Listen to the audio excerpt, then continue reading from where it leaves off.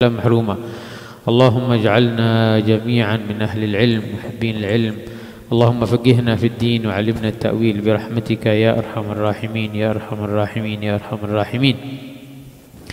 من أهلا وسهلا الحبيب فهمي السقاف dari Indonesia, Malang. من Malang, Masya Allah, dari Malang. Dan juga Al-Habib Hussein Al-Junaid yang semua hadir daurah Al-Fiqh. Nasallahu subhanahu wa ta'ala mudah-mudahan panjang umur dan sehat wal afiyah semua yang hadir di sini, yang khusus tetamu kita Al-Habib Fahmi As-Saqqaf. Dan kita insyaallah mula daurah hari ini dan esok juga, dan juga malam ini ada haul Sayyidatina Khadijah Al-Kubra radhiyallahu anha wa ardaha di Masjid Ibn Mas'ud di Kuala Lumpur. Dan kita insyaallah mula daurah Al-Fiqh Tafaqquh fi Din bersama Al-Habib Fahmi As-Saqqaf, yang silahkan, jazakumullah khair. Bismillahirrahmanirrahim. Alhamdulillahi rabbil alamin. Wa bihi nasta'in ala umurid dunya waddin, wa ashhadu an la ilaha illallah wahdahu la syarika lah, syahadatan nadakhiruha dhakhiratan yaumiddin, wa ashhadu anna sayyidana Muhammadan abduhu wa rasuluh afdalul anbiya wa sayyidul mursalin.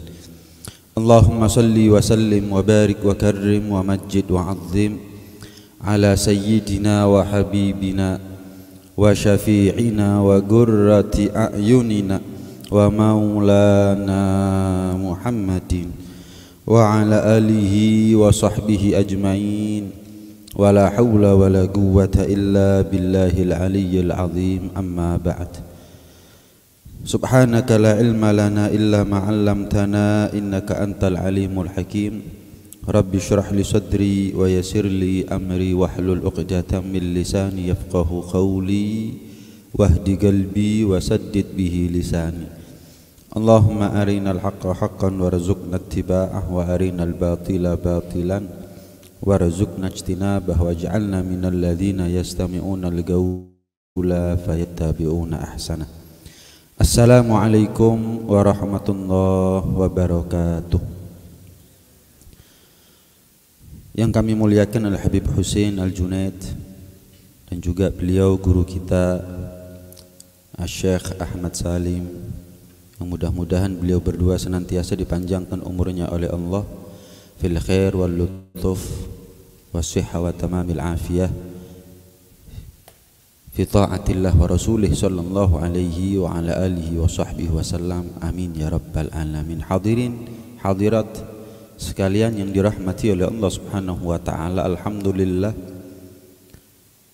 banyak kita bersyukur kepada Allah subhanahu wa ta'ala atas segala kenikmatan, anugerah maupun limpahan karunia yang Allah berikan kepada kita semuanya, utamanya nikmat iman, nikmat Islam, nikmat terpilihnya kita tanpa kita pinta kepada Allah, hingga kita menjadi umat terbaik, umat termulia, umat Nabi Muhammad sallallahu alaihi wa ala alihi wa sahbihi wasallam.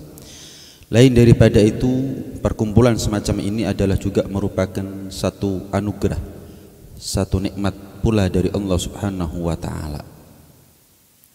Hadirin sekalian dirahmati oleh Allah, tidak kita diciptakan oleh Allah kecuali untuk beribadah. Wa ma umiru illa liya'budullaha mukhlishina lahuddin. Dalam ayat yang lain, wa ma khalaqtul jinna wa insa illa liya'budun. Kita manusia dicipta oleh Allah subhanahu wa ta'ala untuk beribadah. Tapi yang namanya ibadah butuh landasan, butuh pondasi. Maka tidak ada pondasi kecuali adalah ilmu.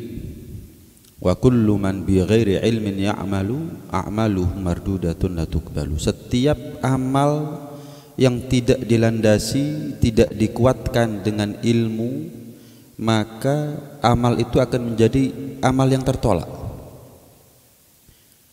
Kita ibadah boleh punya niat yang baik, Tapi Rasulullah SAW mengajarkan kepada kita bukan hanya tentang niat, tapi cara.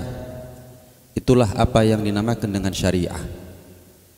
Niat baik, cara keliru, cara tak baik, maka Allah pun nilai tak baik. Caranya baik sesuai dengan syariah, tapi niatnya yang tak baik, maka Allah pun nilai amal itu tak baik. Cara harus baik, kemudian niat pun juga harus baik. Sayyidina Umar bin Abdul Aziz radhiyallahu ta'ala anhu wa aradhah, beliau mengatakan, man amila bila ilmin kana ma yufsiduhu akthar mimma yuslihuh. Setiap amal yang tidak berpondasikan kepada ilmu banyak salahnya daripada benarnya. Ibarat ilmu ini adalah map buat kita untuk menyampaikan kepada ibadah yang baik, peta buat kita untuk menyampaikan ibadah itu dengan benar, sehingga ibadah itu menjadi sarana, media, fasilitas buat kita untuk menyampaikan kepada Allah Subhanahu wa ta'ala. Kalau kendaraannya tak baik, bagaimana mungkin kita akan sampai? Maka kendaraan yang baik ini pun juga butuh kepada map. Maka disitulah kenapa menjadi penting kita hadirin sekalian rahmati oleh Allah untuk duduk semacam ini menyambut datangnya bulan Ramadan. Ada dua ibadah besar yang kedua-duanya adalah merupakan rukun Islam, yaitu puasa dan zakat, sehingga menjadi penting buat kita untuk mendalami ilmu tentang fikih puasa dan zakat. Yang insya Allah hari ini kita akan bahas tentang puasa dan esok hari kita akan bahas tentang zakat, insya Allah bi qudratillah. Hadirin sekalian dirahmati oleh Allah Subhanahu wa ta'ala, Allah berfirman, ya ayyuhalladzina amanu kutiba alaikumusiyam kama kutiba alal ladzina min qablikum la'allakum tattaqun. Allah wajibkan bagi kita yang beriman untuk berpuasa, sebagaimana umat-umat terdahulu juga Allah wajibkan kepada mereka untuk berpuasa. Hanya saja Ramadan ini termasuk khususiyah umat Nabi Muhammad SAW, keistimewaan. Umat terdahulu puasa, tapi puasa mereka kemuliaannya tidak seperti kemuliaan Ramadannya kita. Keutamaannya, pahalanya tidak seperti keutamaan dan pahala yang Allah limpahkan kepada kita dalam Ramadannya kita. Tapi pada dasarnya puasanya umat terdahulu dengan Ramadannya kita sama. La'allakum tattaqun, adalah sebagai media buat kita untuk menjadi orang yang bertakwa. Jadi puasa itu bukan tujuan. Laparnya kita, hausnya kita, qiyamul lailnya kita, baca Qur'annya kita, itu bukan tujuan. Sarana saja. Tujuannya adalah ketakwaan. Nah, seringkali manusia menganggap sholat, puasa itu adalah tujuan. Yang penting sholat, yang penting puasa. Dia tak sadar bahwa sebetulnya sholat, puasa ini hanya kendaraan saja yang harus kita kendarai untuk sampai kepada tujuan. Bagaimana mungkin akan sampai kepada tujuan jika kendaraan dianggap sebagai tujuan? Bagaimana mungkin kita akan sampai kepada tujuan yang sebenarnya jika kendaraan ini kita anggap sebagai tujuan? Nggak mungkin. Karenanya kalau kita ini puasa, jangan hanya yang penting puasa. Dalami gimana caranya puasa ini menyampaikan kita kepada ketakwaan. Sholatnya kita fahami bagaimana caranya sholatnya kita ini menyampaikan kita kepada Allah Subhanahu wa ta'ala, dan seterusnya. Begitu juga dengan ibadah yang lain. Baik. Syarat sah puasa. Syarat sah puasa. Yang pertama adalah seorang muslim. Sehingga orang yang kafir asli tidak sah puasanya mereka. Orang yang murtad juga tidak sah, waliyadzubillah. Tidak sah puasanya mereka. Harus Islam dulu. Syarat sah puasa yang pertama adalah muslim. Yang kedua, berakal. Sehingga wal'iyadzubillah, kalau ada orang puasa tengah hari dia gila, walaupun sebentar, gimana? Batal puasanya. berakal sepanjang hari, mulai dari subuh sampai maghrib. Kemudian yang ketiga adalah khusus untuk perempuan, suci dari haid dan nifas. Sehingga kalau ada perempuan puasa cuman di tengah hari sebelum maghrib dia haid atau nifas, maka batal puasanya. Lain lagi kalau lepas maghrib baru dia haid atau nifas, maka puasa dia hari itu tetap sah. 6. Keempat adalah mengetahui waktu yang diperbolehkan untuk berpuasa. Ya kalau Ramadan kita jelas, ini kan syarat sah puasa, ini kan apapun puasa yang kita jalani, mau puasa Ramadan ataukah puasa yang lain, puasa sunnah misalkan.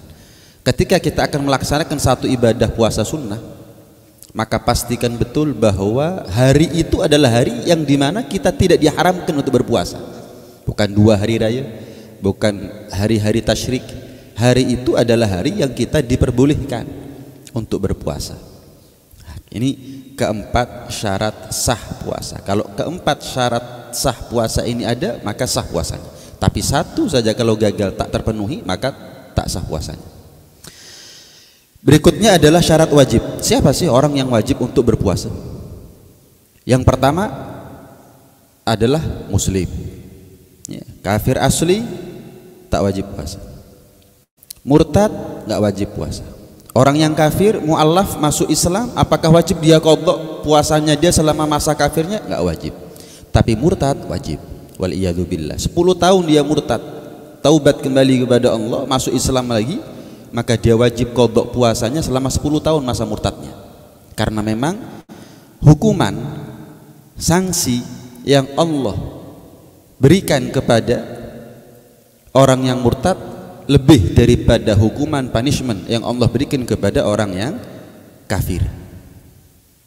Karenanya kalau kafir asli masuk Islam nggak wajib qadha, tapi kalau murtad masuk Islam lagi dia wajib qadha puasa kah, sholatnya kah, zakatnya kah selama masa murtadnya. Makanya Allah berfirman, ya ayyuhalladzina amanu, yang Allah wajibkan untuk berpuasa itu adalah mereka yang beriman. Ya. Khitabnya perintah amar dari Allah itu ditujukan kepada mereka yang beriman. Kemudian yang kedua adalah mukallaf. Mukallaf ini baligh sekaligus berakal. Balighan aqilah. Baligh dan berakal. Sehingga anak yang belum baligh atau orang gila tak ada kewajiban bagi mereka untuk berpuasa. Tak ada kewajiban bagi mereka untuk berpuasa. Anak yang belum baligh atau orang gila, nggak ada kewajiban bagi mereka untuk berpuasa. Hanya saja ketika anak itu sudah masuk 7 tahun usianya. Kita punya anak usia 7 tahun. Kemudian sudah tamyiz. Sudah tamyiz. Tamyiz itu sudah mandiri, mandi sendiri, istinja sendiri, makan minum sendiri, sudah bisa lepas dari kendali dari orang tuanya. Usia 7 tahun tamyiz dan ada itoqoh, ada kemampuan baginya untuk berpuasa. Usia 7 tahun tamyiz mampu untuk berpuasa, maka wajib bagi orang tuanya untuk memerintahkan anaknya tersebut untuk berpuasa, laki atau perempuan. Laki atau perempuan wajib. Anaknya tak wajib puasa, tapi orang tuanya yang wajib memberikan pendidikan, sehingga harapannya ketika dia besar dia menjadi anak yang sudah terbiasa dengan puasa. Jangan nunggu besar baru diwajibkan kita perintah untuk berpuasa. Mulai dari kecil umur 7 tahun, sholat termasuk, puasa termasuk. Bahkan kalau sholat setiap hari 5 kali kita harus berikan amar, kita harus berikan perintah kepada anak kita untuk berpuasa. Dan perintah bukan hanya sekedar perintah, tapi bitahdid dengan agak sedikit lantang suara, ayo sholat. Bukan cuma nak sholat ya, enggak, ayo sholat. Itu adalah satu bentuk doktrin dari syariah kepada kita sebagai muslim untuk bagaimana membiasakan anak sedari dini terbiasa dengan ibadah-ibadah yang baik. Bahkan kalau usia sudah 10 tahun, maka boleh bagi orang tuanya untuk memberikan sedikit pelajaran lebih kepada anak. Kalau dia tidak mau melaksanakan sholat atau puasa, boleh dipukul, tapi ghair mubarrih, bukan pukulannya yang menyakitkan atau bukan pukulan yang melukai. Boleh, tapi tak wajib, ya. Dalam artian apakah harus dipukul? Nggak boleh diganti dengan yang lain. Boleh diganti dengan yang lain. Yang penting ada efek jerah bagi si anak tadi itu. Islam mukallaf, baligh dan berakal. Yang ketiga, mampu mengerjakan puasa. Kita wajib melaksanakan puasa jika kita terkategorikan orang yang mampu untuk melaksanakan puasa. Adakah orang yang tak mampu melaksanakan puasa? Ada. Yang pertama, orang yang terlampau tua. Orang yang terlampau tua. Atau yang kedua adalah orang yang sakit. Orang yang terlampau tua dan orang yang sakit dikategorikan orang yang tidak mampu untuk berpuasa. Nah, nanti kita bahas. Terus kalau nggak puasa, apa kewajiban mereka ini, orang yang sakit? Orang yang sakit ini ada yang yurja bur'uhu, ada yang la yurja bur'uhu. Ada yang sakit ada harapan sembuh secara medis, ada sakit yang tak ada harapan sembuh secara medis. Lain lagi kalau orang tua. Kalau mereka nggak puasa, apa kewajiban selanjutnya? Nanti kita bahas. Kemudian hadirin sekalian rahmatillah, lain daripada itu kewajiban berpuasa berlaku bagi seorang mukim, bukan musafir. Musafir yang masafatal qasar, musafir yang jarak tempuhnya dari tempat tinggalnya ke tujuan itu lebih dari 82 kilo dan dia sudah keluar dari batas kotanya, itu sebelum subuh, keluar dari batas kota sebelum subuh, dan jarak antara tempat tinggal dengan tujuan 82 kilo atau lebih, maka diperbolehkan baginya untuk tidak berpuasa. Yang mana yang afdal bagi seorang musafir, lanjut puasa ataukah dia tinggalkan puasa? Jika mampu, hendaknya lah dia tetap melanjutkan puasanya, tapi jika dirasa payah, dia tak mampu, maka lebih afdal baginya untuk meninggalkan puasa. Lebih afdal baginya untuk meninggalkan puasa. Innallaha yuhib an tu'ta rukhasuh kama yuhib an tu'ta azaimuh, atau kama qala Nabi sallallahu alaihi wasallam. Allah itu senang, Allah itu bahagia ketika toleransi diskon dari Allah Subhanahu wa taala itu kita ambil. Sebagaimana Allah itu bahagia, Allah itu senang ketika sesuatu itu yang wajib dan kita laksanakan. Ada ibadah wajib kita laksanakan, Allah bahagia. Tapi ada dispensasi, misal seorang musafir boleh nggak puasa dan dia rasa nggak mampu untuk melanjutkan puasa, dia batalkan puasanya, Allah pun juga senang. Contoh lain seperti gosor, Allah senang kalau kita sebagai musafir gosor. Paham nih ya? Allah senang kalau kita ketika musafir gosor. Kenapa? Itu adalah dispensasi dari Allah. Itu ada diskon dari Allah Subhanahu wa taala. Bonus dari Allah Subhanahu wa taala. Nah, kemudian hadirin sekalian rahmatillah Allah Subhanahu wa taala, lanjut ke rukun-rukun puasa sekarang. Lanjut ke rukun-rukun puasa.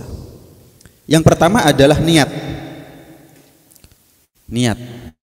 Innamal a'malu binniyat. Setiap amal tergantung kepada niat.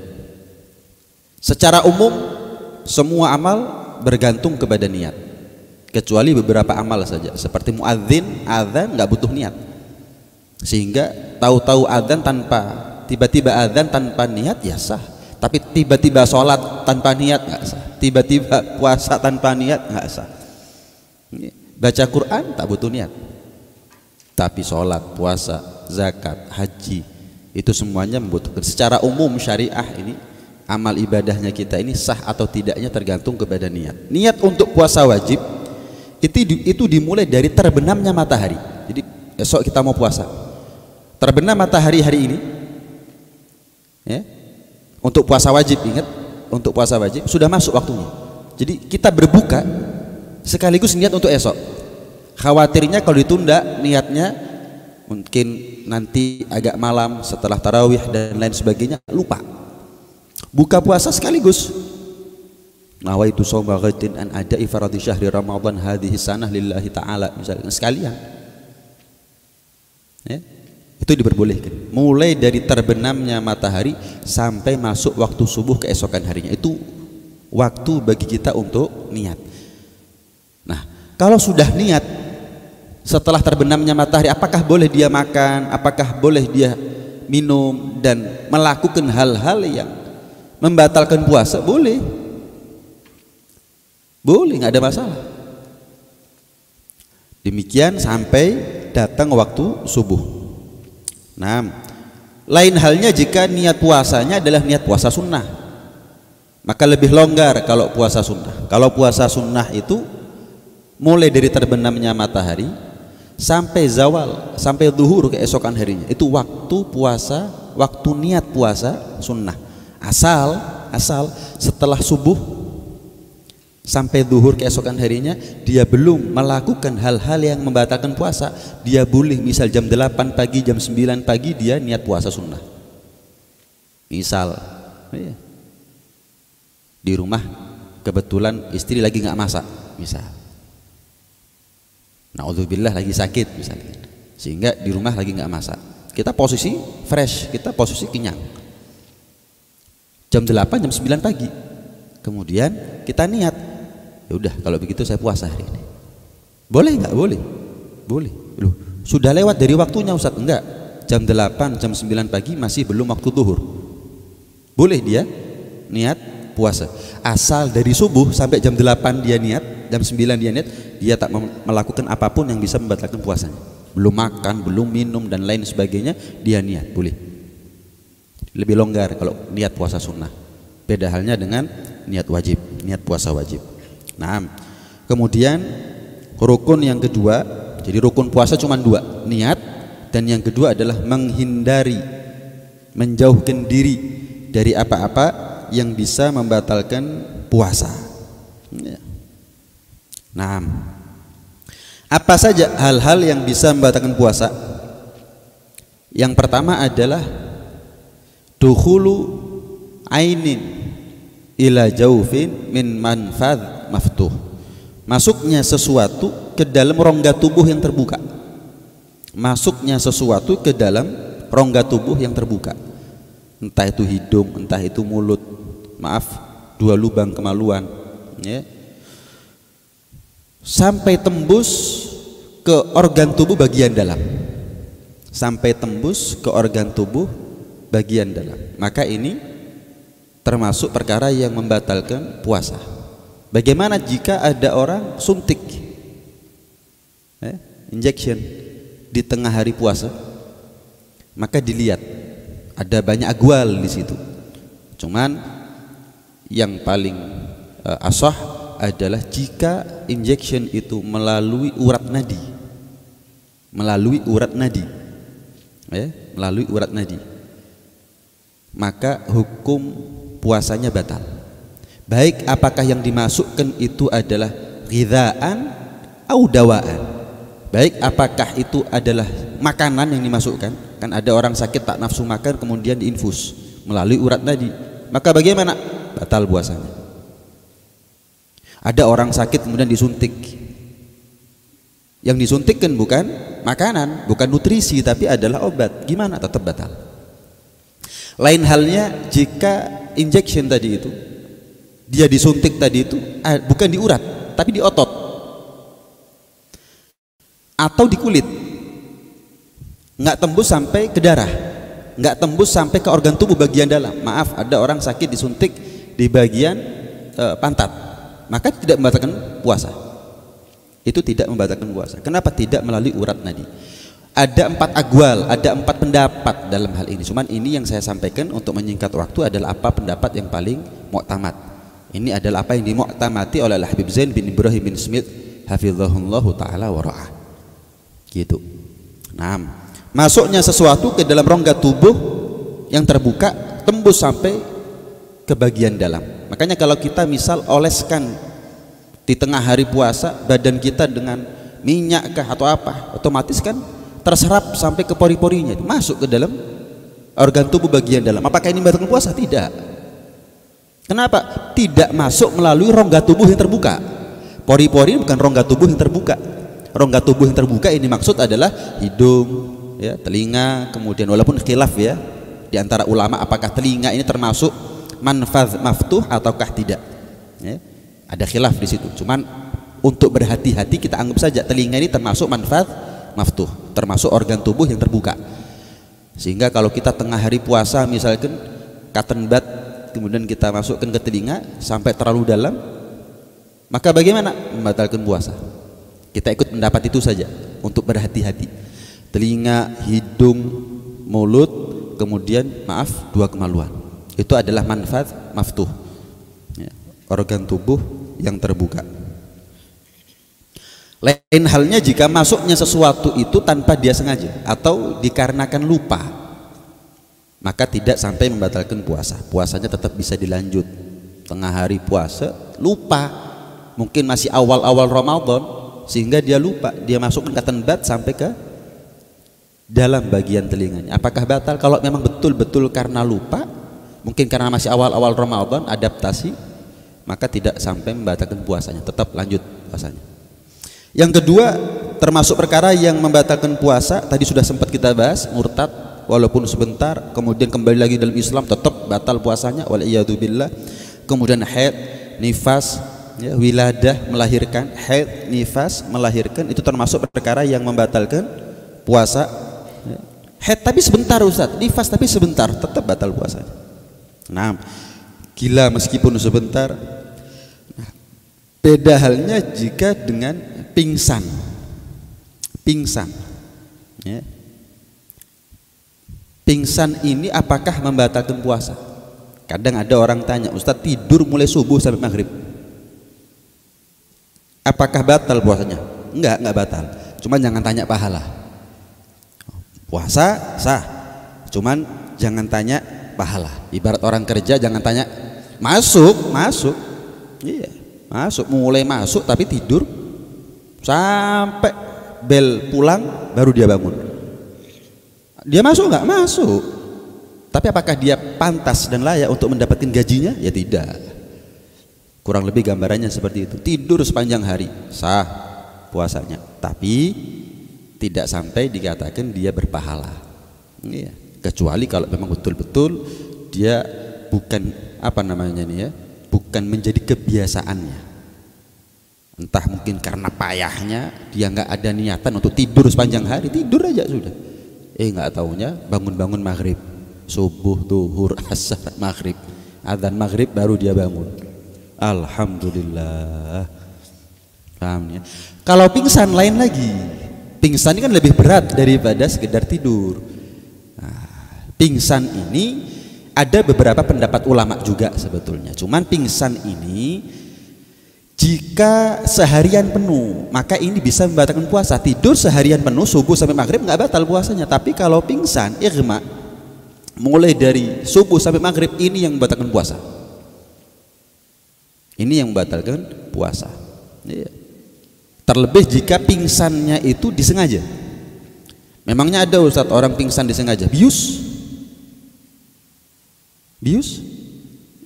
total, ya, sehingga hilang kesadarannya, termasuk adalah pingsan yang disengaja. Maka bagaimana jika seharian penuh tak sadar sama sekali dari subuh sampai maghrib, tak sadar sama sekali, tak siuman sama sekali, bagaimana? Batal puasanya.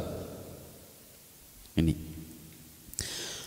Kemudian mengeluarkan mani dengan sengaja, baik dengan cara yang haram dia keluarkan maninya atau dengan cara yang halal dia keluarkan maninya. Intinya keluar mani, sengaja mengeluarkan mani. Kalau keluar mani tak sengaja maka tak batal. Bangun tidur dia mimpi basah maka tak batal puasanya. Tapi kalau dia sengaja mengeluarkan mani, entah karena dengan cara yang halal ataukah dia dengan cara yang haram, maka batal puasanya. Ada pertanyaan kadang begini, Ustadz, saya masuk waktu subuh itu belum mandi junub, belum mandi janabah, apakah sah puasa saya? Sah, lanjut. Cuman afdolnya tidak kita mulai puasa sebagai satu ibadah kecuali dalam keadaan yang paling siap, yang paling ready, dalam keadaan sudah mandi junub, sudah mandi janabah, dalam keadaan suci. sah puasanya, nggak ada masalah. Bahkan Rasulullah pun juga pernah mengalami itu. Dalam artian sebagai syari, Rasulullah sebagai syari, sebagai produsen hukum Rasulullah, sehingga ditakdirkannya oleh Allah Subhanahu wa taala Rasulullah ketika puasa sampai masuk waktu subuh dalam keadaan belum mandi junub. Ya, riwayat Siti Aisyah radhiyallahu taala anha waradha, dan sah, nggak ada masalah. Nah, kemudian muntah dengan sengaja, muntah dengan sengaja muntah batal puasanya.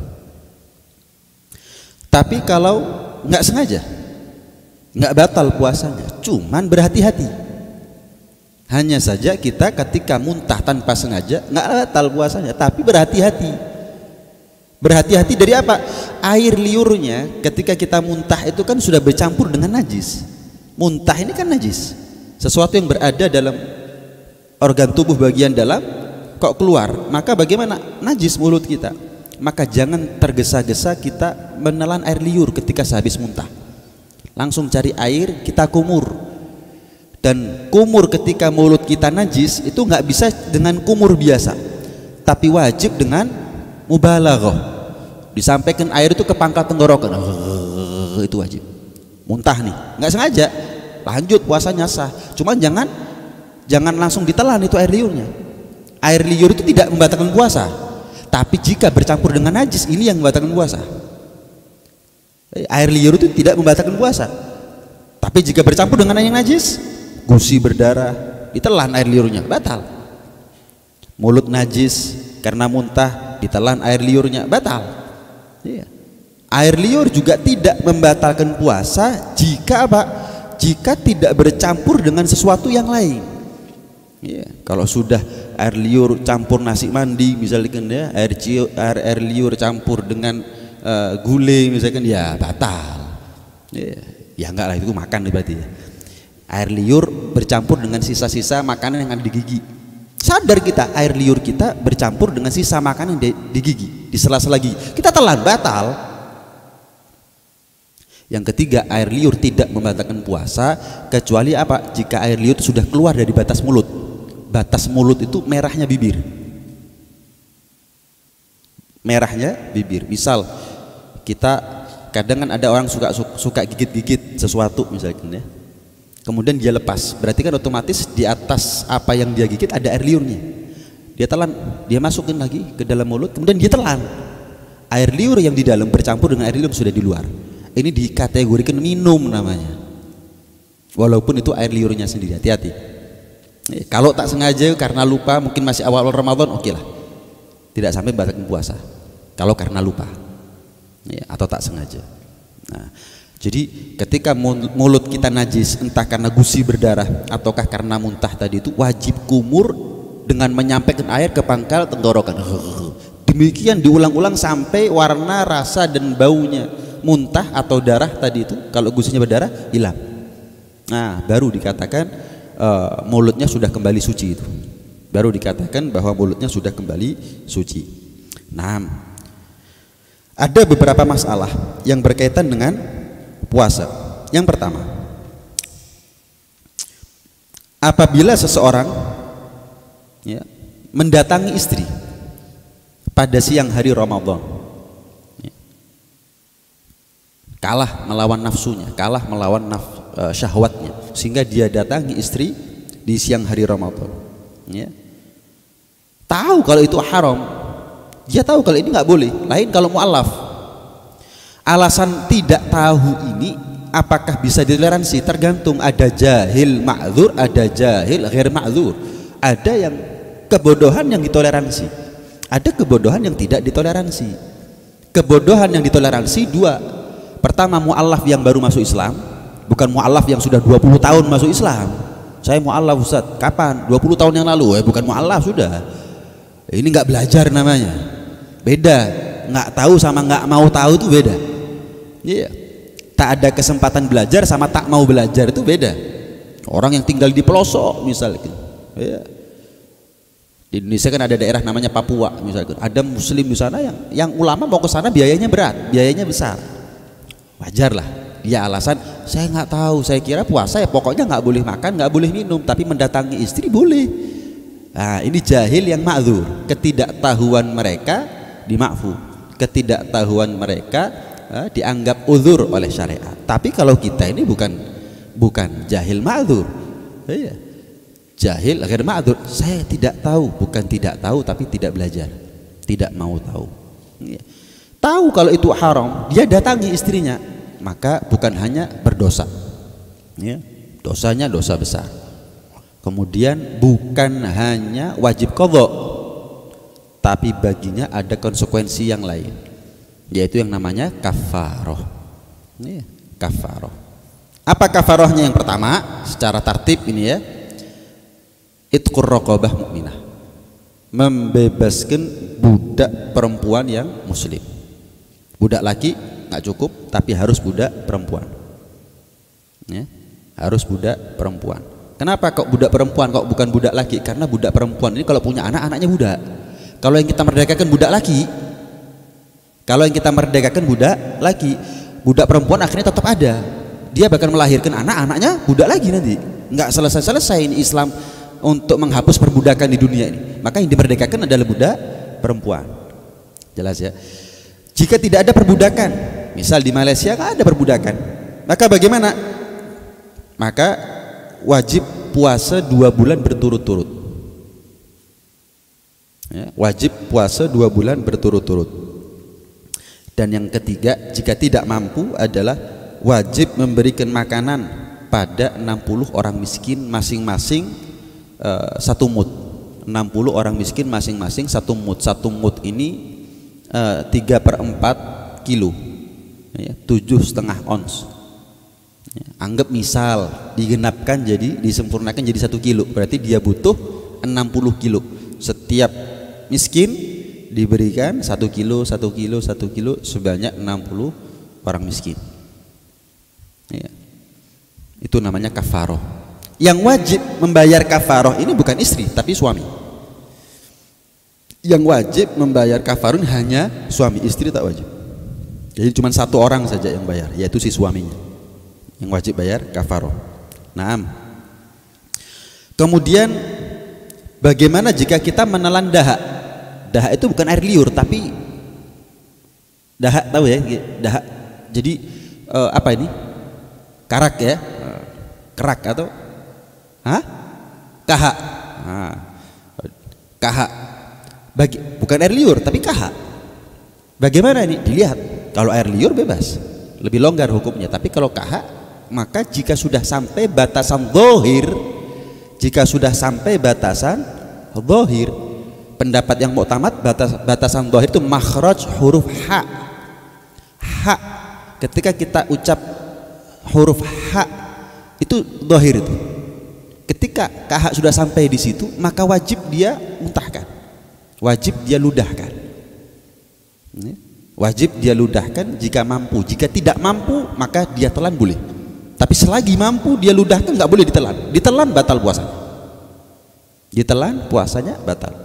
Apalagi jika kahak itu sudah sampai makhraj huruf kha. Oh, lebih zahir lagi. Ha kha. Ha kha. Beda lagi sudah. Lebih zahir lagi, lebih luar lagi bagiannya. Tapi jika kahak itu masih sampai di batasan huruf ha dalam, maka sekalipun mampu untuk diludahkan nggak wajib, karena masih di bagian dalam. Jadi berhati-hati ketika kita puasa, ya, untuk jangan terbiasa mengupayakan atau menyedot kahak. Itu kan ada orang yang kalau nggak puasa nggak ada masalah, bebas. Kalau puasa kemudian dia tarik itu kahak, berusaha untuk dia keluarkan, khawatirnya ketika sudah sampai batasan zahir dia tertelan, bisa batal puasanya. Jangan terbiasa, jangan dibiasakan. Nah, kemudian bagaimana jika masuknya air karena mandi tanpa kesengajaan? Kalau sengaja jelas batal. Kita mandi, telinga kita kemasukan air, apakah batal puasanya? Dilihat apakah ghusulnya ghusul masyru' atau ghair masyru'. Mandinya kita ini mandi yang disyariatkan ataukah yang tidak? Mandi yang disyariatkan mandi wajib atau mandi sunnah? Kita mandi wajib, kita mandi sunnah, mau berangkat sholat Jumat mandi sunnah dulu misalnya. Kemudian nggak sengaja kemasukan air telinga kita, nggak batal puasa. Asalkan tidak berenang. Saya mandi wajib Ustaz, saya mandi sunnah, tapi dengan cara apa? Berenang, batal. Batal. Ya. Tapi jika mandinya bukan mandi syariah, bukan mandi yang masyru', seperti apa? Mandi biasa. Yang mau sekolah mandi, misalkan yang mau ke kampus, ya, university mandi, yang mau kerja mandi biasa. Cuma sekedar untuk bersih diri. Maka jika sampai telinganya kemasukan air bisa membatalkan puasa. Nah, karena itu kalau kita mandi yang bukan masyru', hendaknya lah jangan dibasahi sampai ke kepala. Cukup disekah betul, dibasahi dengan handuk yang basah mukanya kita, sehingga biar seger. Rambut jangan disiram dengan air, khawatirnya masuk air ke dalam telinga, maka cukup dibasahi sedemikian rupa, diminimalisir untuk masuknya air ke dalam telinga. Nanti setelah maghrib silahkan memandikan sunnah. Ketika kita Ramadan itu mandi setelah buka puasa itu sunnah, mandi setelah maghrib itu sunnah. Kalau di luar Ramadan mandi tengah malam itu sunnah, jam 2, jam 3 mandi itu sunnah. Dan itu secara medis juga baik, ya, menyehatkan badan dan nampak seperti muda terus, ya, kuat, fresh, kemudian mengencangkan kulit dan lain sebagainya. Nah, begitu juga jika air kumur yang tertelan tanpa sengaja, air kumur yang tertelan tanpa sengaja. Air kumur yang tertelan tanpa sengaja, jika madmadhahnya adalah masyru'ah, kumurnya kumur yang masyru'. Seperti apa? Kumur muntah, kumur karena mulut najis atau gusi berdarah tadi itu, atau kumur sunnah seperti dalam wudu. Kumur sunnah seperti dalam wudu, tertelan, tak batal. Tapi jika kumurnya bukan kumur masyru', ya mungkin karena hawa panas, kemudian mulut kering, sehingga kita kumur aja, kumur, tertelan, walaupun tanpa sengaja tetap batal.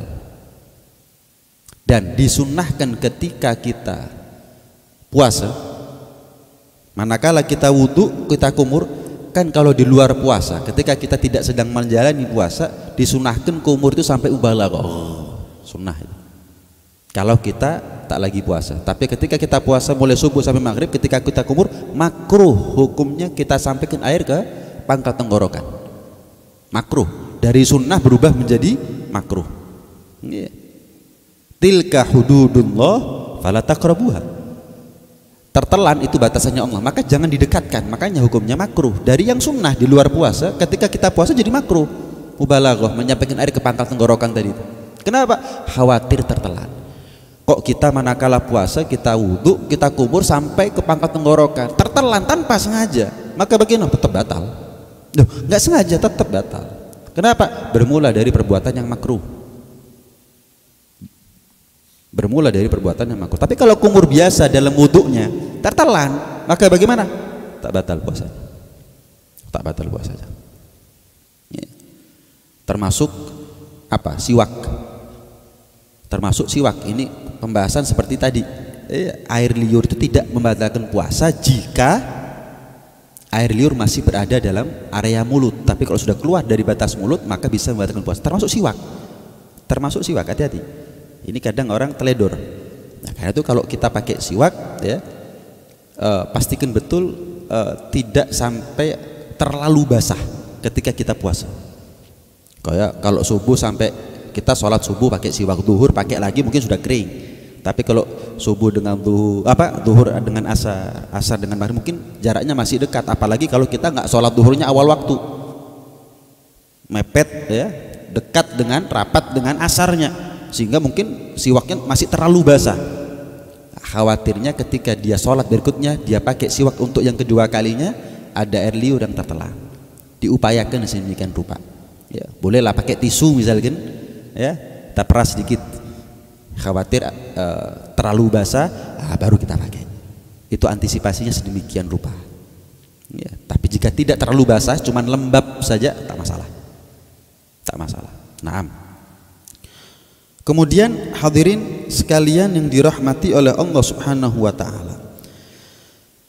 Orang yang sengaja membatalkan puasa, ya, sengaja membatalkan puasa, sengaja tak puasa, maka bagaimana? Pertama dosa, yang kedua dia wajib qadha, yang ketiga dia wajib imsak. Ada orang tengah hari Ramadan sengaja batalkan puasanya. Gimana? Bukan berarti kalau dia sudah makan di siang hari jam 12 misalkan, ya, terus dia boleh jam 1 makan lagi, jam 3 makan lagi, jam 2 dia makan, haram lagi, dosa lagi, jam 3 dia minum, haram lagi. Jadi kalau ada orang sengaja tanpa uzur membatalkan puasa, bukan berarti setelah dia batalkan puasanya dia bebas mau makan, mau minum. Enggak, dosa.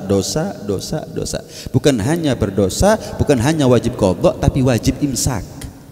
Wajib imsak, menahan diri dari perkara, ya memposisikan diri seolah dia puasa, padahal nggak sah puasanya karena dia sudah batalkan dan nanti wajib diqadha di luar Ramadan. Ini. Begitu juga dengan orang yang lupa semalam tak niat. Lupa semalam tak niat, tidur bangun-bangun subuh. Rencananya mau niat ketika sahur. Bangun subuh tak sahur. Lupa tak niat. Gimana? Tak dosa. Tapi wajib qadha jelas. Dan dia wajib imsak. Oh, ana lupa tak niat semalam, berarti ana boleh makan. Alhamdulillah, ini sedekah dari Allah namanya. Enggak. Tetap enggak boleh dia melakukan apa-apa yang bisa membatalkan puasanya. Walaupun dia sebetulnya tak lagi sedang berpuasa. Makanya dikatakan imsak, bukan diwajibkan dia berpuasa. Oh, enggak puasa kok. Dia enggak niat. Gimana? Imsak namanya. Menahan diri dari apa-apa yang bisa membatalkan puasanya dari subuhnya sampai maghribnya. Sekalipun demikian di luar Ramadan dia tetap wajib qadha. Terakhir sebelum kita buka mungkin tanya jawab, wallahu alam kalau memang ada sesi tanya jawab, konsekuensi bagi orang yang tidak berpuasa atau membatalkan puasa Ramadan, ya. Yang pertama, ada kalanya orang itu tak puasa Ramadan, wajib qadha dan fidyah, semacam denda fidyah ini, ya, semacam denda. Kapan orang itu wajib qadha dan sekaligus fidyah? Khususnya untuk perempuan ini adalah seorang hamil atau murdi, seorang perempuan yang hamil atau seorang ibu yang sedang menyusui, ya, yang dia tidak berpuasa atau dia membatalkan puasanya demi kesehatannya anaknya saja. Misal datanglah ini hamil, ya, ini ibu yang hamil atau ibu yang sedang menyusui kepada dokter. Dokter, apakah saya ini boleh berpuasa? Ibunya tak masalah, tapi permasalahannya kalau ibu puasa anak yang bermasalah. Ibu kuat, fisik oke, tapi kalau ibu puasa maaf air susu tak keluar, nah ini bermasalah buat anak. Jadi ibu demi anak jangan puasa. Ibu mau puasa kuat, fisik oke, tapi kandungan ibu lemah, anak yang bermasalah. Ibu kuat puasa, ibu mau puasa boleh, tapi masalahnya anak ini yang bermasalah. Kalau saya dokter menyarankan jangan berpuasa. Nah, dalam kasus seperti ini berarti si ibu tidak berpuasa demi anak saja, bukan demi dirinya. Kalau dirinya fisik oke, nggak masalah. Maka bagaimana? Dia wajibnya dua, qadha dan fidyah. Dia wajibnya qadha dan fidyah. Contoh lain, pokoknya kalau kita ini membatalkan puasa demi keselamatan orang lain, kita membatalkan puasa demi keselamatan orang lain, wajibnya kita dua, yaitu qadha dan fidyah. Itu barometernya. Membatalkan puasa demi keselamatan orang lain, ya. Tapi jika si ibu itu membatalkan puasanya karena dua-duanya, ini yang sering terjadi begitu, ya karena dua-duanya, ya demi keselamatan si ibu dan demi keselamatan si anak, maka ini hanya wajib qadha tanpa fidyah. Tak wajib fidyah, qadha saja. Atau dia membatalkan puasanya karena keselamatannya dia sendiri, si ibu sendiri, anak tak masalah, kandungan kuat, kemudian kondisi kehamilan juga oke, Cuman masalahnya ibu ini yang tak boleh puasa. Kadang ibu kalau puasa akhirnya ibu yang tak kuat. Maka dalam hal ini tetap wajib qadha tanpa fidyah. Tetap wajib qadha tanpa fidyah. Ada kalanya orang itu wajib qadha, wajib fidyah tanpa qadha. Wajib fidyah saja tanpa qadha. Tanpa qadha. Kapan? Yaitu orang yang sudah lanjut usia, terlampau tua. Tak mungkin baginya untuk berpuasa. Ya, napas Senin Kemis, Selasa Rabu tak napas. Ya. Jelas ya, Senin Kemis. Artinya terlampau tua. Maka jika dia memang tak mampu puasa, maka setiap hari dia wajib ganti satu mud, 7,5 ons, 3/4 kilo, dikalikan 30. Dia keluarkan bebas. Mau sekaligus langsung, ya, anggap 1 mud 1 kilo misalkan, biar gampang hitungnya. 1 mud 1 kilo, 30 berarti 30 kilo langsung sekaligus, atau bertahap, sedikit setiap hari atau per minggu, 7 kilo kasih, 7 kilo kasih, 7 kilo kasih, boleh. Dari awal Ramadan, pertengahan Ramadan, atau ketika akhir Ramadan baru kita kasih juga boleh, bebas. Pokoknya setiap hari 1 mud. Begitu juga dengan orang yang punya satu penyakit yang tak ada harapan untuk sembuh. Seperti siapa? Mah akut. Ya, orang yang punya mah akut, misalnya penyakit lambung yang nggak boleh puasa. Dia harus rutin minum obat, dan obat itu diminum setelah makan. Nggak mungkin dia lanjut puasa. Tak ada harapan secara medis untuk sembuh. Maka bagaimana? Dia wajib fidyah, tak wajib qadha. Ya. Kemudian ada kalanya orang itu tak wajib qadha, tak wajib fidyah. Enak ini. Tak wajib qadha, tak wajib fidyah. Enak ini kan? Ada yang mau kira-kira ini? Sebab orang gila saja. Tak wajib qadha, tak wajib fidyah. Ya. Ini apa namanya?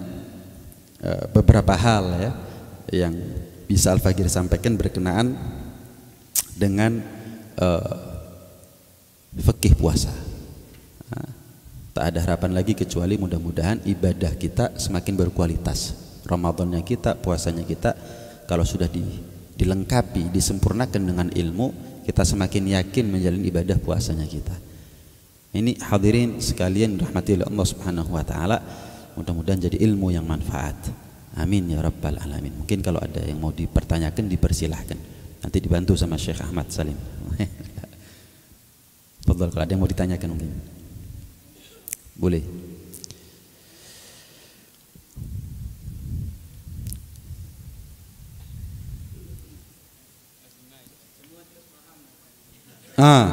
Alhamdulillah. Ada soalan mungkin?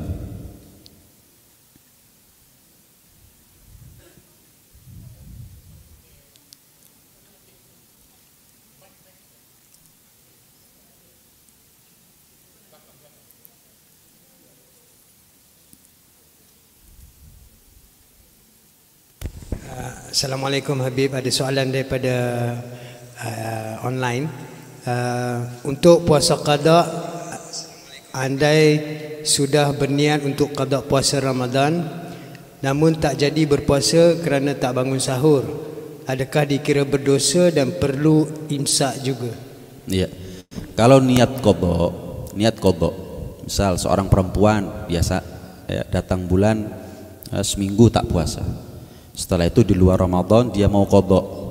Sudah niat dari semalam mau qadha Ramadan, ternyata tak bangun sahur, kemudian dia gagalkan, dia batalkan niat puasanya dari itu karena tak sahur. Apakah boleh? Boleh. Kalau Ramadan kan kita wajib puasa karena harinya tuh. Karena harinya kita tak bisa milih, sudah seminggu saya puasa, saya libur sehari dulu. Lusa saya puasa lagi. Ya, tak bisa. Karena apa? Ramadan wajib puasa seminggu, sebulan. Tapi kalau qadha ini kita bebas. Kita mau qadha sekarang boleh, besok boleh, lusa boleh. Sudah rencana besok mau puasa, udah niat, tak sahur.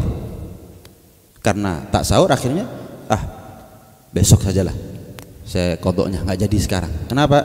Karena saya lupa tak sahur. Boleh tak? Boleh. Boleh. Ada yang lain mungkin? Mari, mari, ada mic-nya mungkin?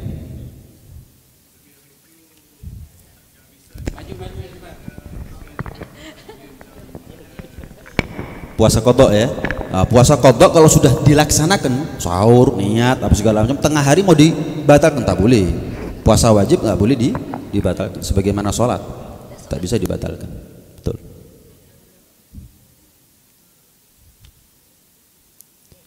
Ziyadah minnakum, Syekh. Ziyadah minnakum. Mustafidin.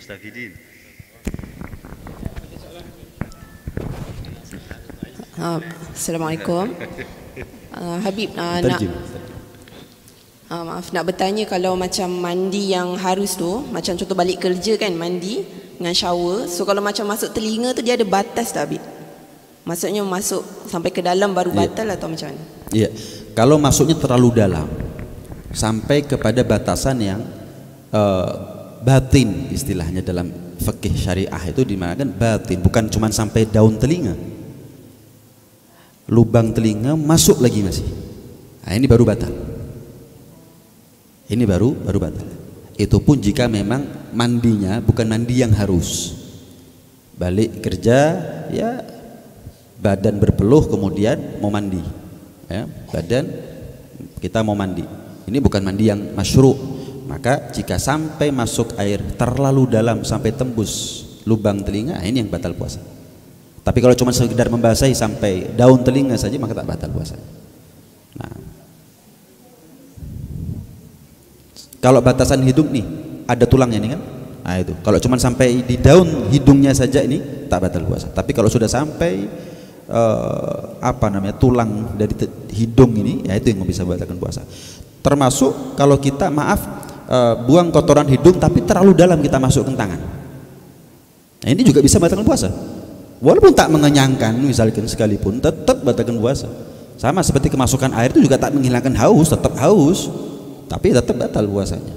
Makanya dinamakan bukan mengenyangkan atau menghilangkan dahaga, tapi dukhulu ainin ila jaufin min manfad maftuh. Masuknya suatu benda ke dalam organ tubuh bagian dalam melalui organ tubuh yang terbuka. Nah, itu yang membatalkan puasa.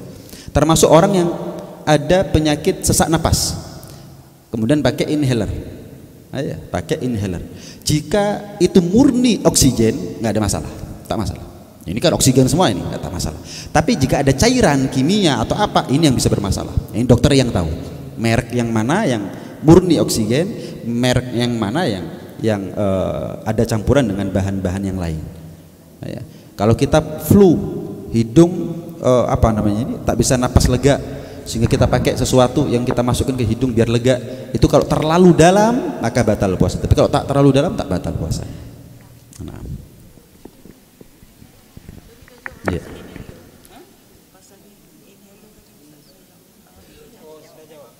Jadi tulang dinamakan hidung itu kan sebetulnya tulang hidungnya. Kalau ini kan daun hidung saja, sama seperti telinga ini cuma daun telinga. Ini daun hidung saja. Kalau cuma sampai sini tak batal. Tapi kalau sampai, itu kan, yang kalau kita misalkan menghirup air agak sakit sedikit, nah itu yang batalkan puasa. Kalau cuma kita basahi begini saja tak masalah. Assalamualaikum Bib. Ini nak tanya pasal inhaler tadi. Sekiranya kita ada pesakit yang perlu pakai 1 hari 2 kali, kita cuba untuk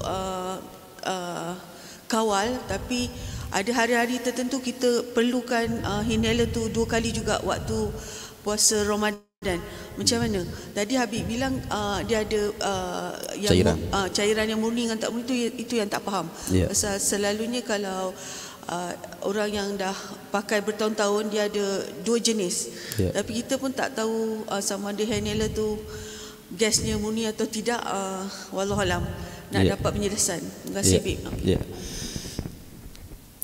Inhaler jika memang bukan murni air, bukan murni oksigen, tapi ada campuran cairan yang lain, itu pasti membatalkan puasa. Yang mana yang bercampur dengan cairan, yang mana murni oksigen, dokter yang tahu.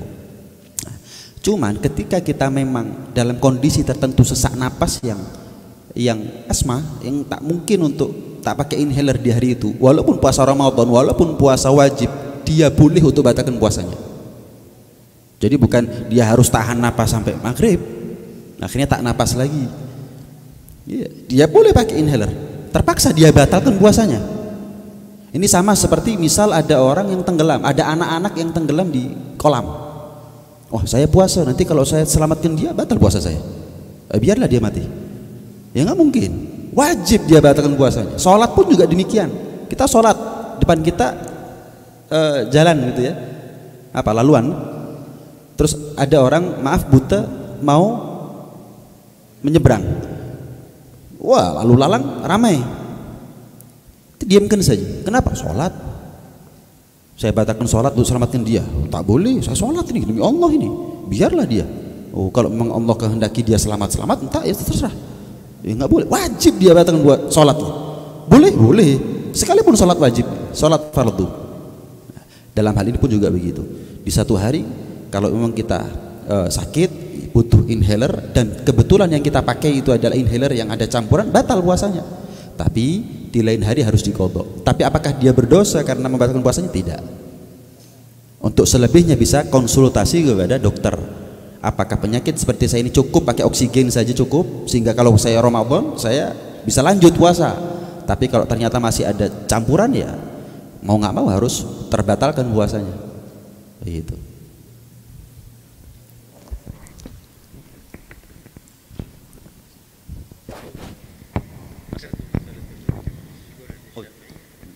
Assalamualaikum Habib. Saya nak tanya untuk yang ahli keluarga kita yang dah meninggal, tapi sebelum tu kita tahu dia tak banyak tinggalkan puasa, perlu ke waris dia mengqada atau membayar fidyah? Terima kasih. Iya. Keluarga meninggal dulu semasa hidupnya mungkin pernah tak puasa, mungkin sakit pas Ramadan, tak panjang umur sampai akhirnya meninggal. Ya, mungkin belum selesai Ramadan meninggal duluan, atau bahkan mungkin Lebaran meninggal. Dia sudah meninggalkan puasa. Gimana hukumnya? Apakah wajib bagi ahli waris untuk menggantikan puasanya, ataukah wajib bagi ahli waris untuk menggantinya dengan fidyah? Tak wajib sama sekali. Tak wajib mengqadainya, tak wajib menggantinya dengan fidyah. Tapi lebih baik ihtiyatonnya adalah apa? Pilih salah satu. Pilih salah satu. Ahli waris memuasainya, mengqadai puasanya, atau ahli waris menggantikan fidyah. Tak wajib sama sekali, tapi boleh lebih baik pilih salah satu. Misal 30 hari dia nggak puasa, anak ada 10, 3 hari, 3 hari, 3 hari, 3 hari, 3 hari. Boleh. Boleh. Anak pertama 3 hari, kedua 3 hari, anak ketiga 3 hari, 10 anaknya 3 hari puasa bersamaan serentak, sudah selesai. Itu lebih baik, tapi tak wajib sebetulnya. Tak wajib sama sekali. Apakah fidyah? Fidyah juga tak wajib, tapi lebih baik. Tapi lebih baik begitu. Karena ada khilaf di sini ya, ada perbedaan. Saya katakan lebih baik itu bukan fatwanya saya, tapi itu ada perbedaan pendapat di antara ulama. Ada yang mengatakan wajib qadha, ahli waris wajib untuk mengqadainya, dan ada hadisnya.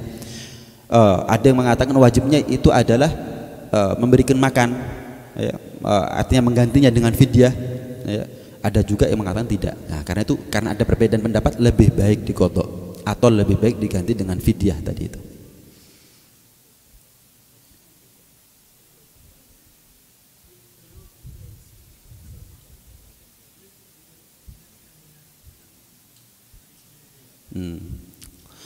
Qadha diniatkan sekaligus dengan puasa sunnah, boleh. Qadha sekaligus kita niatkan puasa sunnah. Misal ibu-ibu yang sering qadha ini kan ibu-ibu soalnya ya, kalau kita ini mungkin jarang lah yang laki-laki. Oleh ibu-ibu pasti ada, setiap tahun itu ada kewajiban qadha. Dipaskan hari Senin sehingga sekaligus niat puasa Senin. Hari Kamis kita niatkan atau puasa Arafah, puasa Asyura dan lain sebagainya, boleh. Dapat pahala dua-duanya, dapat pahala dua-duanya.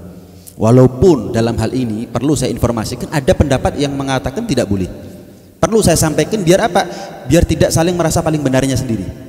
Sekedar informasi saja. Nah, terserah kita mau amalkan yang mana. Yang penting tidak saling merasa paling benarnya sendiri. Karena di sini ada dua ulama, yang mana ulamanya tidak pernah saling menyalahkan. Nah, kita bukan ulama saling menyalahkan. Itu gambarannya. Boleh.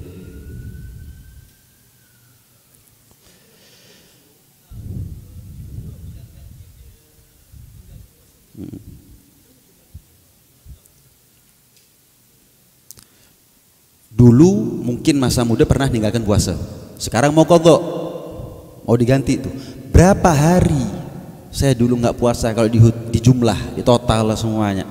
Yang paling banyak, misal dari sekian kali Anda tidak berpuasa, antum tak berpuasa, total ada misalkan 6 bulan total harinya nih ya. Misalkan saya Ustadz 10 tahun misalkan tak berpuasa, tapi ya sempat puasa, sempat tak puasa, sempat puasa. Total ada 6 bulan misalkan, dari total ya lebih kayaknya, misal 7 bulan ya mungkin, 8 bulan oh tak mungkin, anggap 8 bulan kalau gitu. Lebih baik kelebihan daripada kekurangan. Sama seperti kalau saya punya utang sama antum nih, saya punya utang sama antum berapa bib, lupa, 100.000 bib, oh lebih, 150, mungkin 200 bib, ya kalau 200 enggak ya misalkan, ya sudah bib, anggap 200. Kenapa? Lebih baik saya bayar hutang kelebihan daripada saya bayar hutang ternyata masih kurang. Lebih baik begitu. Termasuk sholat pun juga begitu, sama hukumnya. Saya pernah tak sholat, terus sekarang mau ganti, saya lupa berapa kali jumlah total sholat yang pernah dia tinggal ya, maka cari yang paling banyak, cari yang paling banyak, nggak mungkin lebih daripada itu, anggap saja itu sudah. Sisanya akan menjadi sisanya akan menjadi sholat sunnah, sisanya akan menjadi sholat sunnah. Masalah fi makruhat sunnah. خلاص نعم ذكرت القول عند الشافعية. نعم ذكرت خلاف ini بين الإمام الغزالي نعم. Beliau sampaikan tadi masalah cotton bud yang dimasukkan ke telinga, kan sudah saya sampaikan tadi, telinga ini apakah termasuk manfadh maftuh ataukah tidak. Memang ada perbedaan pendapat seperti yang saya sampaikan tadi. Telinga ini ada pendapat bukan termasuk manfaat maftuh. Kenapa? Masuknya benda ke telinga itu kadang-kadang sampainya ke mulut, keluarnya melalui mulut, keluarnya melalui hidung. Nah, tandanya bahwa telinga ini tidak termasuk organ tubuh yang terbuka yang menyampaikan apa yang masuk ke jawf. Buktinya orang kalau masuk air misalkan, kadang keluarnya melalui mulut, masuk ke telinganya air melalui hidung keluarnya, berarti bukan sampai ke organ tubuh bagian dalam.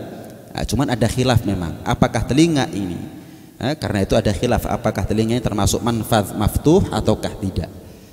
Cuman anggap saja manfaat maftuh. Khawatirnya kita ini meringankan, menganggap enteng urusan seperti ini. Nah, itu.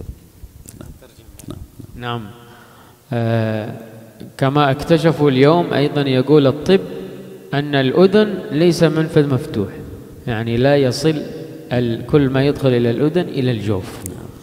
Dalam pandangan medis, telinga ini bukan termasuk manfaat maftuh. Dalam pandangan medis, ya, mungkin ada dokter di sini bisa tahu, telinga ini tidak termasuk manfaat maftuh, tidak termasuk organ tubuh bagian terbuka. نعم ومن هنا قالوا أيضا الشافعية عندنا قول في المذهب والمعتمد أن على ما قالوا الأصل أنه منفذ مفتوح، لكن بما قال الإمام الغزالي وغيره من الأئمة أنه منفذ ليس مفتوح. إذن عندنا قول أيضا معتمد في الشافعية أن الأذن ليس منفذ مفتوح، فهو يوافق ما قالوه الأطباء في هذا الزمان. Nah, Imam Ghazali berpendapat bahwa telinga ini tidak termasuk manfaat maftuh. Jadi masuknya air misalkan melalui telinga tak membatalkan puasa. Apa yang dikatakan oleh Imam Ghazali ini berbeda dengan mazhab Syafi'i. Yang mu'tamad dalam mazhab Syafi'i tetap manfaat maftuh. Ya, tapi Imam Ghazali berpendapat tidak termasuk manfaat maftuh, organ tubuh yang terbuka.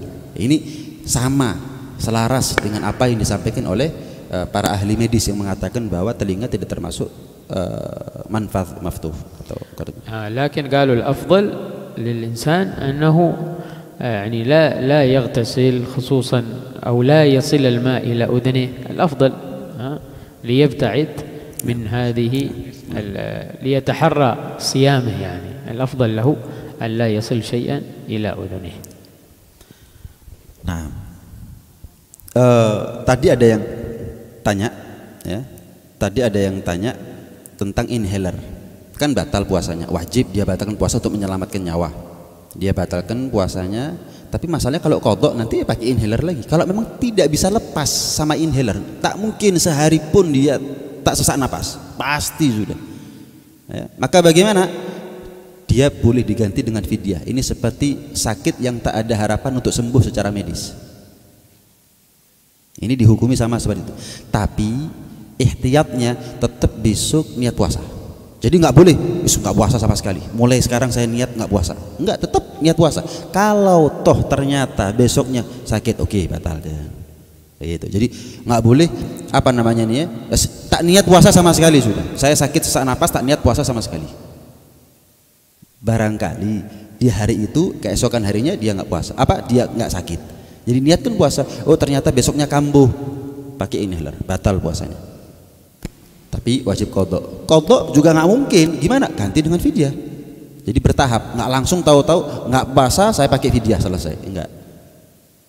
Beda sama orang yang punya sakit mah, itu pasti sudah nggak boleh nggak makan, nggak boleh telat terlambat minum obat, dan nggak bisa minum obat tanpa makan. Sudah. Ini boleh dia tak niat puasa sama sekali kemudian dia ganti dengan fidyah langsung, boleh. Tapi orang yang sesak napas ini kan belum tentu. Ada kalanya kambuh, ada kalanya tidak. Jadi antisipasinya adalah, bentuk kehati-hatiannya adalah semalam niat tetap puasa. Besok apa kata besok? Kalau ternyata kambuh, batalkan puasanya. Wajibnya qadha sebetulnya, bukan fidyah. Tapi jika tak mampu lagi, ya sudah ganti dengan fidyah. Begitu. Assalamualaikum Habib. Ubat titik mata. Ubat titik mata dia akan jatuh ke tekak juga. Iya. Batal tak? Mata bukan termasuk manfadh maftuh. Dia akan bila dititik dia masuk ke tekak. Nah, walaupun terasa sampai pahitnya ada di tenggorokan, tetap tidak membatalkan puasa. Ini berbeda dengan atibba. Kalau dokter mengatakan justru mata ini adalah manfaat maftuh. Kalau telinga menurut ahli medis bukan termasuk manfaat maftuh, tapi justru mata termasuk manfaat maftuh. Makanya tak heran kalau ada orang misalkan pakai obat telinga atau pakai celak, kemudian terasa sampai pahitnya ada di tenggorokan. Tapi pendapat yang mu'tamad dalam mazhab Syafi'i bahwa mata bukan termasuk manfaat maftuh. Sepanjang yang Al-Fagir tahu tak ada khilaf, mata tidak termasuk manfaat maftuh. Kalau telinga tadi kan ada khilaf, tapi kalau mata tak ada pendapat. Nah, jadi pendapat ahli medis dalam hal ini tidak dipertimbangkan. Kita ikut aqwal atau pendapat daripada para ulama, mata tak termasuk manfaat maftuh. Sekalipun dia pakai obat tetes mata kemudian terasa sampai ke tekak, tak batal puasa. Nah.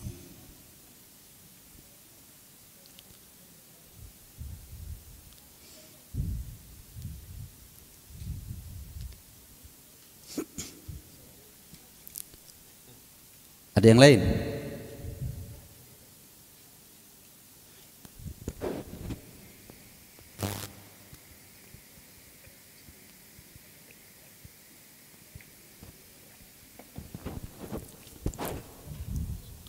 Cukup?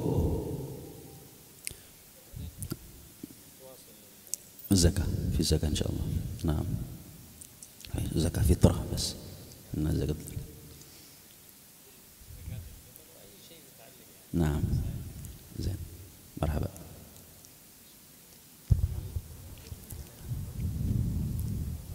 Nah. Masyaallah, alhamdulillah. Jazakumullah khair Al-Habib Fahmi. Yang hari ini bagi kita masalah-masalah untuk puasa dan fikih untuk puasa juga, dan esok insyaAllah bagi kita masalah untuk zakat fitir, atau yang ada masalah-masalah yang baru, masalah yang lain insyaAllah ta'ala. Dan esok juga lepas daurah ada sedikit kita baca barakah maulid, kemudian jemput makan insyaAllah ta'ala. Dan juga malam ini ada haul Sayyidina Khadijah di Masjid Ibn Mas'ud di Kuala Lumpur. InsyaAllah kita insyaAllah semua akan hadir di haul Sayyidina Khadijah radhiyallahu anha wa ardaha. InsyaAllah kita tunggu Habib Hussein Al-Fatihah, doa Al-Fatihah dari Al-Habib Hussein insyaAllah. Amin. Amin, amin. لا لا أمين زين، تفضل أمين زين. بسم الله الرحمن الرحيم. الحمد لله رب العالمين. اللهم صل وسلم على سيدنا ربنا لا تضيق ذنوبنا بعد إذ هديتنا وهب لنا من لدنك رحمة إنك أنت ربنا آتنا من لدنك رحمة هيئ لنا من أمرنا رشدا دينا بالله ربنا بالإسلام محمد صلى الله عليه وسلم نبيا ورسولا اللهم إنا نسأل الله الجنة ونعوذ بك من سخطك والنار عليه سيدنا لا تأتك عنا وعافنا واعف عنا كلنا يا الله بحسن خاتمة والقبر ربنا آتنا في الدنيا حسنة وفي الآخرة وقنا عذاب النار صلى الله على سيدنا محمد النبي وآله وصحبه وسلم والحمد لله رب العالمين. قدم الله. سر الفاتحة.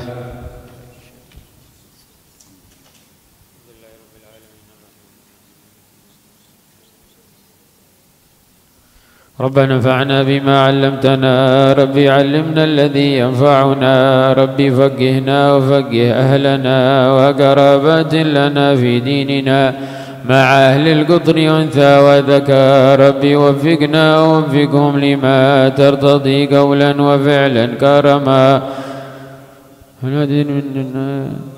كل حلالا دائما واغفر كل حلالا دائما نحدى بالخير ونكفى كل شر ربنا واصلح لنا كل الشؤون وأقر بالرضا منك العيون واقضي عنا ربنا كل الديون قبل أن تأتينا رسل المنون واغفر استر أنت أكرم من ستر وصلاة الله تغشى المصطفى من إلى الحق دعانا والوفاء في كتاب فيه للناس شفاء وعلى الآل الكرام الشرفاء وعلى الصحب المصابيح الغرر اللهم اهدنا بهداك واجعلنا ممن يسارع في رضاك ولا تولنا وليا سواك ولا تجعلنا ممن خالف أمرك وعصاك وصلى الله على سيدنا محمد وآله وصحبه وسلم والحمد لله رب العالمين. Jazakumullah khair. Terima kasih yang semua hadir, sahabat restu dan juga datang dari Taufik dan juga semua yang hadir dan hadirat. Jazakumullah khair. Wassalamualaikum warahmatullahi wabarakatuh.